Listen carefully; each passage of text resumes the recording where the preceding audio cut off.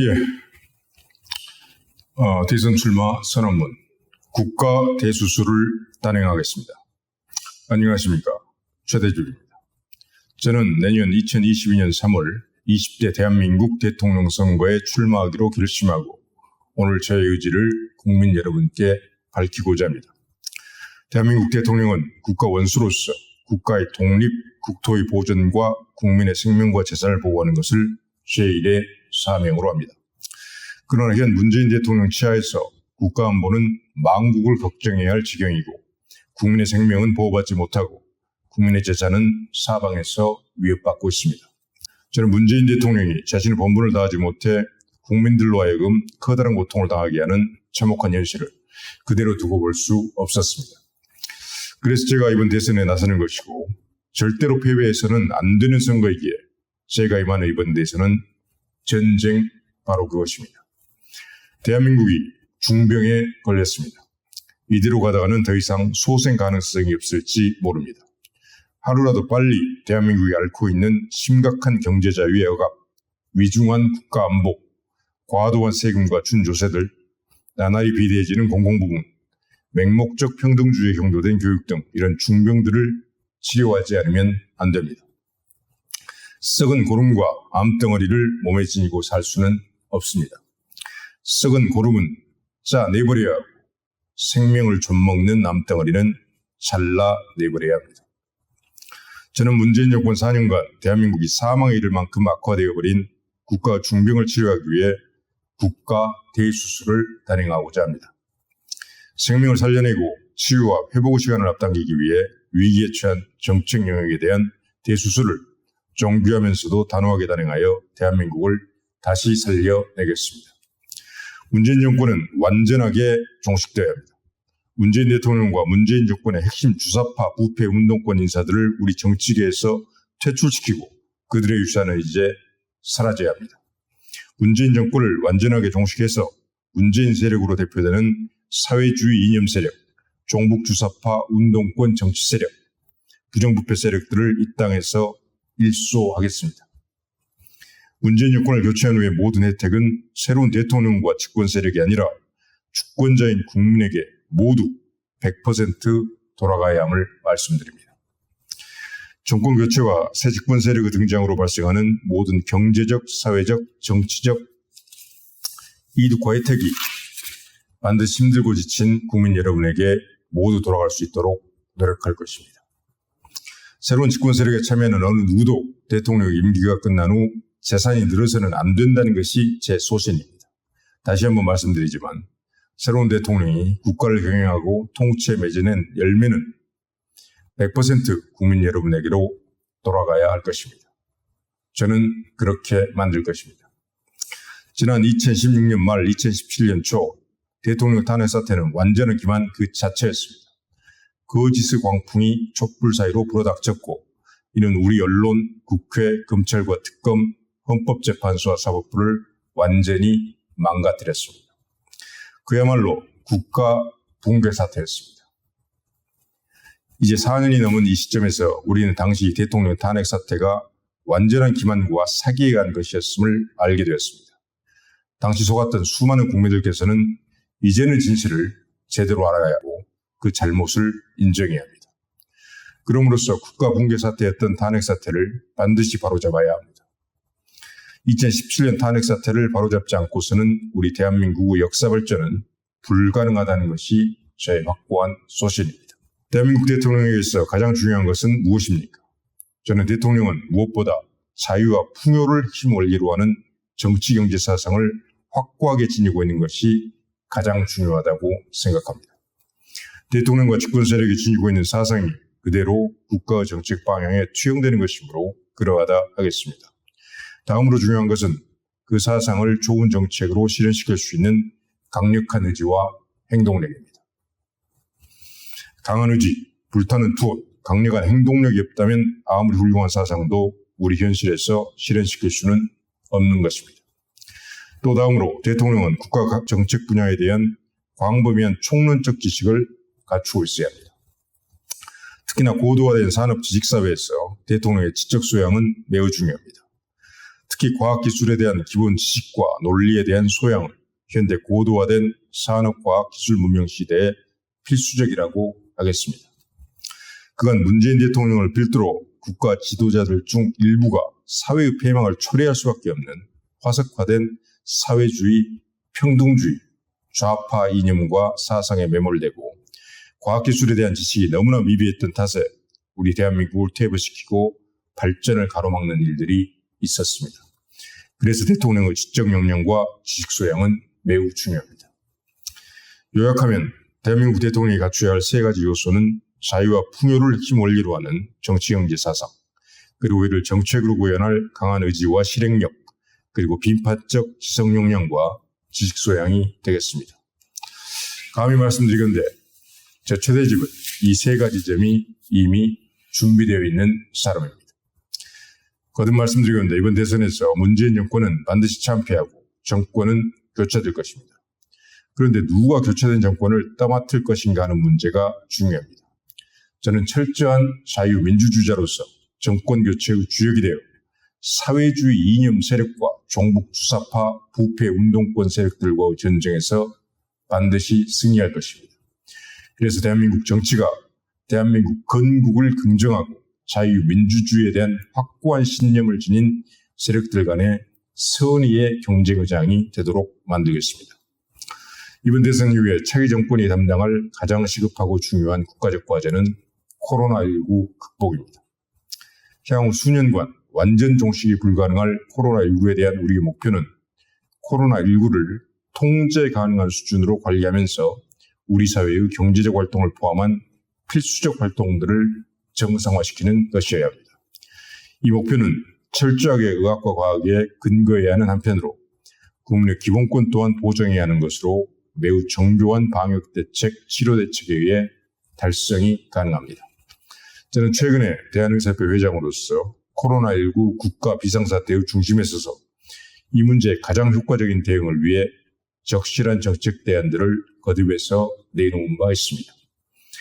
차기 대선 후보 중 과연 누가 이런 어렵고도 중대한 과제를 제대로 수행해낼 수 있겠습니까? 저는 이러한 과의 최적임자가 바로 저 최대집이라고 확신을 갖고 말씀드릴 수 있습니다. 그리고 사회기강을 단호하게 확립하겠다는 것도 말씀드립니다. 저는 20대 대통령에 당선되면 취임 즉시 현재 사형 선고를 받고 미집행 상태로 있는 61명의 사형수 전원에 대해서 즉각 사형을 집행할 것입니다. 국민들의 민생을 침해하는 범죄에 대해서는 절대로 용서하지 않겠습니다. 공권력 방치 속에서 국민 생활에 치명적 피해를 주고 있는 우리 일상에 깊이 침투한 보이스피싱 등 사이버 범죄, 사기 범죄들, 학교 폭력, 지역 토착형 조직 폭력배 등 이런 범죄자들을 반드시 법정 최고형으로 단죄하고 그들로 하여금 반드시 피해 배상토록 할 것입니다. 촉법소년 등 형사 미성년자의 연령도 과감하게 하향하여 잔혹한 범죄 행위를 저지른 자들은 이 땅에 설 자리가 없다는 것을 분명히 보여주도록 하겠습니다. 정치 파업을 일삼고 법을 유린하고 오로지 자기들만 잘 먹고 잘 살면 그만이라는 사실상 치해법권지대에 살고 있는 일부 강성 노조 세력들 역시 발본색원하여 철저하게 단죄하고 그 뿌리를 뽑아버리도록 하겠습니다. 우리 사회는 언제부터인가 범죄 피해자 보호에는 소홀하고 가해자 인권을 더 소중한 것처럼 여기는 분위기가 만연해 있습니다. 사회의 기강과 질서를 확실하게 다잡아서 정말 정직하고 성실한 국민들이 안심하고 잘 살 수 있는 사회를 만들겠습니다. 또한 세금을 과감하게 깎고 불필요하고 과도한 일부 세금은 없애도록 하겠습니다. 국민에게 부과하는 세금 정책에 대한 근본적 개혁이 필요합니다. 문재인 정권은 국민의 헌법적 권리인 국민의 재산권을 근본으로부터 부정하고 심각하게 침해했습니다. 문재인 대통령과 그 종북 주사파 운동권 세력들은 도무지 자유사회에서 개인의 사유재산권에 대한 기초적인 개념조차 지니지 못한 사람들인 것 같습니다. 감당할 수 없을 만큼 급격히 올린 세금들이 사실상 국민들의 사유재산을 국가가 강탈하는 수준까지 왔습니다. 문재인 정권의 흉악한 가렴주구 세상을 끝내도록 하겠습니다. 문재인 정권 실정의 구체적인 예로 이 정부가 국민들에게 커다란 고통을 안긴 정책은 최저임금의 급격한 인상이었습니다. 사업체로서 재무구조가 극히 취약한 영세 자영업자, 소상공인, 소기업, 중소기업들이 회복할 수 없는 피해를 입었을 뿐 아니라 역설적으로 저임금 미숙련 근로자들 또한 무수히 일자리 자체를 잃어버렸습니다. 결국 폐업과 파산으로 내몰린 자영업자들, 실업자로 길거리에 내몰린 근로자들 일부는 자살에 막다른 길로 내몰리고 있습니다. 이는 즉각적인 정책 개선이 필요한 문제로 저는 최대한 빨리 최저임금 제도의 개혁을 단행하여 일자리를 복원시키고 자영업자와 소상공인과 근로자들이 살 길을 마련하도록 하겠습니다. 기업자유는 우리 자유시장 경제제도에서 매우 기묘합니다. 일자리는 정부가 만들 수 없습니다. 창의적인 기업인들이 도전하고 활약할 수 있는 경제 질서와 환경을 만들어야 하겠습니다. 1만 명의 고용을 창출하는 기업인 500명이 등장한다면 500만 개의 일자리가 만들어지는 것입니다. 일자리는 그렇게 만들어지는 것이고 그렇게 만들어져야 합니다. 지금 이 나라는 가족을 위해 주택이 필요한 사람들이 수도권에서 평생토록 주택을 구입할 희망이 사라져버린 나라가 되었습니다. 문재인 정권에서 부동산에 가해진 각종 규제들부터 모두 걷어내고 폐기하도록 하겠습니다. 그래서 부동산 시장의 자생적 시장 질서를 중심으로 한 정부의 제한적 정책 수단을 통해서 주택 실수요자들의 문제를 해결할 것이며 다주택자들을 범죄자 취급하는 각종 규제 정책들도 폐지하도록 하겠습니다. 내 집 마련의 꿈을 꿀 수 있는, 그리고 그 꿈이 노력하면 반드시 이루어지는 세상을 창출해 내겠습니다. 국가 에너지 정책은 100년의 대계입니다. 문재인 정권은 과학적 근거를 무시하고 고의로 원전 전문가 과학자들을 배제하며 심지어 자력 조작까지 하면서 탈원전 정책을 강행하고 비효율적인 태양광과 풍력의 신재생 에너지 정책을 무리하게 밀어붙이는 등 국가 에너지 정책을 망가뜨리며 국가 발전의 동력을 심각하게 훼손하고 있습니다. 비리 온상이 되고 있는 이러한 신재생 에너지 관련 당사자에게는 엄중한 법적 책임을 물을 것입니다. 기존 원전의 수명 연장, 신규 원전의 건설, 안전한 원자력 사용을 위한 동아시아 협력체계 구축 등 원전 정책을 합리적으로 보완할 것이고 태양광 수소 등의 신재생 에너지 정책은 비용 효과성을 확실히 따져서 착실히 육성해 나가도록 하겠습니다. 이제 안보 문제에 대해서 말씀드리겠습니다. 국가안보와 외교 문제는 우리 삶의 터전인 대한민국의 소멸을 가져올 만큼 중요한 문제임에도 불구하고 국민적 관심사에서 한 발 물러나 있는 것이 현실입니다. 그러나 우리 앞에 놓인 안보 위기, 외교 위기는 건국 이래 최대의 위기라고 할 만큼 심각합니다. 북한의 김정은 체제는 북핵을 폐기할 생각은 전혀 없이 핵무기를 계속 증강시키고 그 투발 수단인 중장거리 탄도미사일, 대륙간 탄도미사일 기술까지 사실상 개발 완료 단계에 이르렀습니다. 북한 인권 문제는 전혀 개선의 기미 없이 북한 동포들은 기본적 인권을 유린당하며 자의적인 체포와 구금, 학대와 고문, 살해에 노출되어 있습니다. 문재인 정권은 북한 인권 개선 노력은 전혀 없이 되려 김정은을 칭찬하고 김정은 체제의 안전을 위해 그들의 입장을 국제사회에 대변하기 위해서 동분서주하고 있습니다. 미국과의 동맹관계는 심각하게 훼손되었으며 일본과의 우호협력 관계는 파국으로 치달아 역대 최악의 상황입니다. 미국과의 동맹관계를 복원하고 일본과의 우호협력 관계를 되살려야 합니다. 중국과도 일방적인 4대 외교를 할 것이 아니라 주권 국가로서 대등한 상호 호혜의 원칙하에 우호협력 관계를 발전시켜 나가야 합니다. 북한에 대해서는 대북정책 신사원칙을 제시합니다. 대통령은 자유민주적 기본질서에 입각한 평화적 남북통일을 위해 노력해야 할 헌법적 의무가 있습니다. 대북정책 신사원칙은 남북 간의 자유민주적 기본질서에 입각한 평화통일을 가져오는 첩경으로 생각합니다. 그것은 다음과 같습니다. 제1. 일체의 대남 도발 불관용의 원칙입니다. 즉 도발 시 도발 원점과 그 지원 세력까지 초토화, 추가 대응 도발 시 전면전을 불사한 도발 최종 책임 세력까지 응징하는 것입니다. 제2. 북한 인권 실질적 개선 원칙입니다. 국제사회와 공조를 통해 국제사회에서 통용되는 보편적 기준의 인권 수준으로 북한 주민의 인권을 향상시켜야 합니다.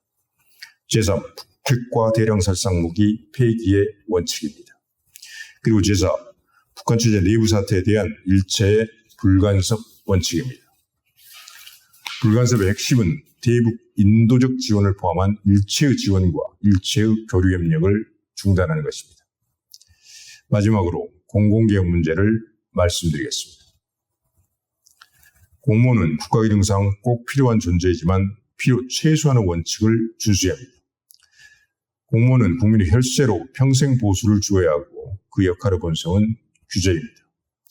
문재인 정권은 이러한 공무원 수를 임기 중 17만 명 늘리겠다는 또 하나의 사회주의적 정책을 내놓았고 4년이 지난 지금 10만 명 이상의 공무원이 실제 늘었습니다.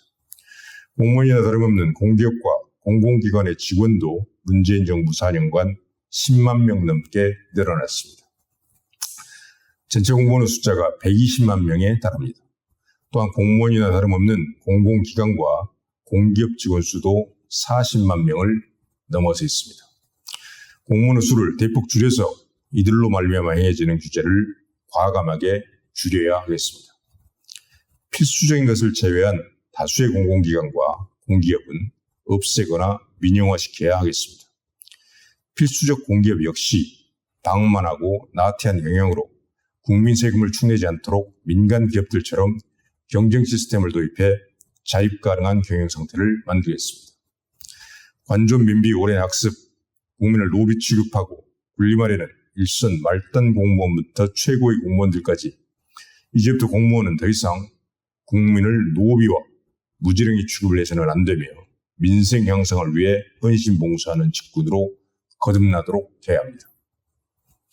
저는 오늘 20대 대통령 선거 출마를 선언하면서 대선 전쟁에 임하는 각오와 대한민국이 나아가야 할 큰 방향에 대한 총론적 생각을 말씀드렸습니다. 저는 나라를 사랑하는 뜨거운 마음으로 국가개혁의 대수술을 통한 고학들을 대한민국을 위해 죽어도 우리 국민을 위해 쟁취해내겠다는 각오를 국민 여러분께 말씀드립니다. 감사합니다. 2021년 7월 8일 최대집